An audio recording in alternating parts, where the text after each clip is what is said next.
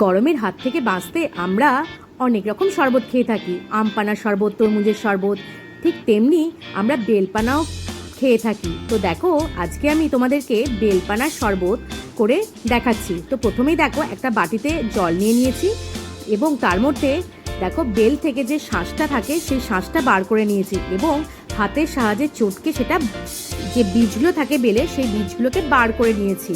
তো দেখো, এবার একটা উইক্স দিয়ে ভালো করে ঘুরিয়ে নিতে হবে যাতে না লাম্পস থাকে। তো দেখো, এর মধ্যে এবার একটু বিট নুন, একটু সাদা নুন আর অল্প একটু চিনি দিয়ে, যে যেমন মিষ্টি খাও সে সেরকম মিষ্টি দেবে।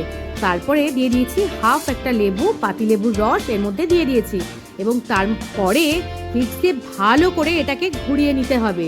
তো দেখো, ভালো করে ঘুরিয়ে নিচ্ছি যাতে না লাম্পস থাকে। এরপর একটা বড় ছাঁকনির সাহায্যে এই জুসটাকে আমি আর একটা বাটিতে ট্রান্সফার করব। তো দেখো, ভালো করে লাম্পসগুলোকে যাতে না থাকে সেই জন্য আমি ভালো করে বড় একটা ছাঁকনির সাহায্যে চামচ দিয়ে ছেঁকে নিচ্ছি যাতে এই লাম্পসগুলো না থাকে। তো দেখো, একটা স্মুথ পেস্ট জুস তৈরি হয়ে গেছে। তো এবার কাঁচের গ্লাসে ঢেলে ঠান্ডা ঠান্ডা বেলপানার শরবত ট্রাই করুন। আশা করি সবার ভালো লাগবে এই গরমে।